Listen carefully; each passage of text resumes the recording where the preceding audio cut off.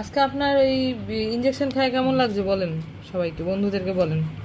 বন্ধুরা, জানো তো আজকে আমাকে ভুলিয়ে ভালিয়ে নিয়ে গেছে ঘুরতে নিয়ে যাওয়ার নাম করে, আর নিয়ে গিয়ে পাঁচুতে একটা ইঞ্জেকশন দিয়ে নিয়ে চলে এসছে। বললো চল তোকে নিয়ে ঘুরতে যাবো, অনেকদিন তো মামাম ঘুরতে যাস না, চল ঘুরতে যাবো, তাই না? আর ভুলিয়ে ভালিয়ে পাঁচুতে একটা ইঞ্জেকশন দিয়ে দিচ্ছে, আবার কানটাও একটু চুলকাচ্ছে।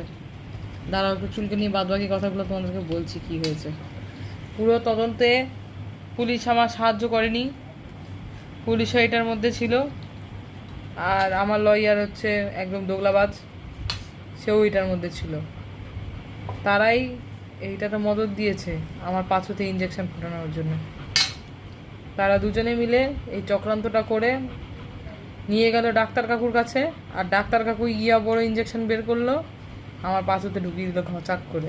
কোথায় ঢুকিয়েছে মামা ইঞ্জেকশন? ও মামা, আরে আলু সিদ্ধ ভাত, তাও দেখে আলু সিদ্ধ ভাতটাও তোমার কাছ থেকে ও খাবে। ইঞ্জেকশনটা কোথায় ঢুকিয়েছে? পাঁচুতে? কি মন্দ কপাল, তার পাঁচুতে ইঞ্জেকশন। আজকের এই পর্বটা আমি তোমাদেরকে দেখাতাম বন্ধুরা, পাঁচুতে কীভাবে ইঞ্জেকশন দেয়, কিন্তু যেহেতু সে খুব লাফালাফি ঝাপাঝাপি করে, আমি যার জন্য আর রিস্ক নিলাম না ভিডিও করার।